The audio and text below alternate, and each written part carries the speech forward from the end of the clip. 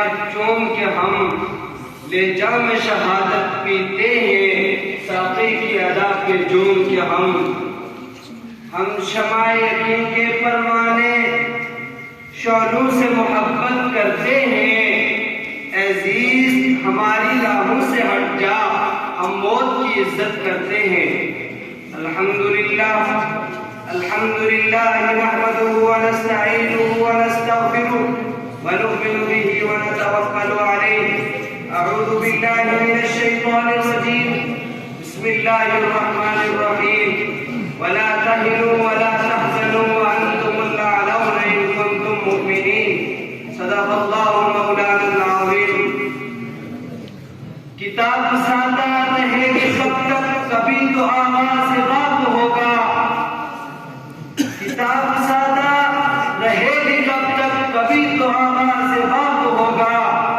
جنہوں نے بستی اجاڑ ڈالی، کبھی تو ان کا حساب ہوگا۔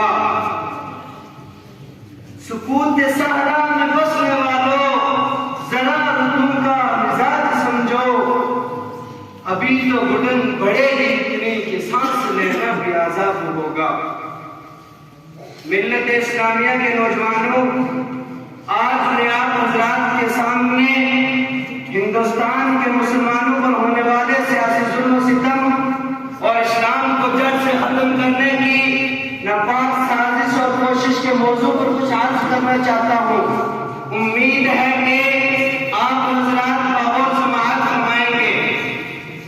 وہ ہندوستان جس کی حریت کے باپ کو مسلمانوں نے اپنے خون جگر سے سینچا تھا، وہ ہندوستان جس کی آزادی کی خاطر بحر اشرائے ساحل میں کود پڑے اور بے پناہ قربانی کے ذریعے اس ہندوستان کو پروان چڑھایا تھا، اور اسی ہندوستان میں رہنے والے مسلمانوں کو طرح طرح کی اذیتیں اور تکلیفیں پہنچائی جا رہی ہے۔ مسلمانوں کے قلوب سے اسلام کی محبت کو ختم کرنے کی نہ جانے کیسے کیسے رچنا رچی جا رہی ہے۔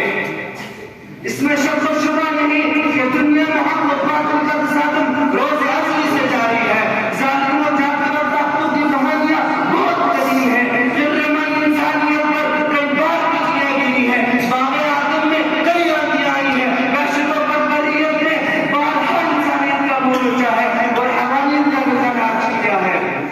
اس میں شک و شبہ نہیں کہ ہم پر مسائل کا پہاڑ ٹوٹ رہے ہیں۔ ہم مظلوموں اور قصوروں کو ظلم و ستم کا نشانہ بنایا جا رہا ہے۔ ہماری ماں اور بہنوں کی عزت اور آبرو لوٹی جا رہی ہے۔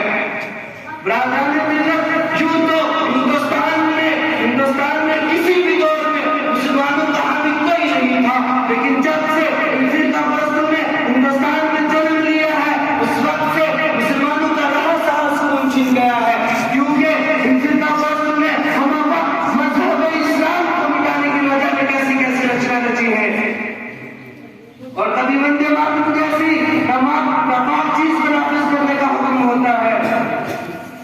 اور آج بھی بہت سارے اسکولوں میں ایک گیت گایا جاتا ہے جس گیت میں سراسر کفر بھرا ہے، جس گیت میں الفاظ پڑھنے سے مسلمان نہیں رہتا، جس گیت میں پیار کرنے سے مسلمان اسلام سے غائب ہو جاتا ہے۔ اسی گیت کو پڑھنے کے لیے ہندوستان میں مکاتب اور مساجد اور مدارس میں پڑھنے والے بچوں کو مجبور کیا جا رہا ہے۔ ہندوستان کے مدارس کو دہشت گردی کا اڈہ قرار دیا جا رہا ہے۔ یہ الزام لگایا جا رہا ہے کہ جتنے بھی فساد ہو رہے ہیں ان سب کے پیش اور مدد کی فکر ہے۔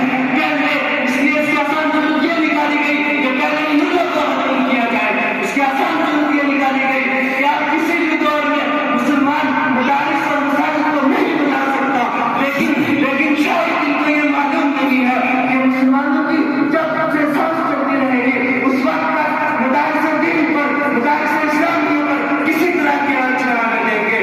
ہم تمہاری دھمکیوں سے خوف کر سکتے نہیں، ظلم کے آگے ہم سر اپنا جھکا سکتے نہیں۔ ہے یہی تاریخ، ہے یہی فلسفہ اپنا، ہم زمانے میں دبانے سے ابھرتے ہیں سنا۔ عزیزان گرامی، جب گلستان کو خون کی ضرورت پڑی سب سے پہلے ہماری ہی گردن کٹی۔ اب کہتے ہیں ہمیں چمن، یہ چمن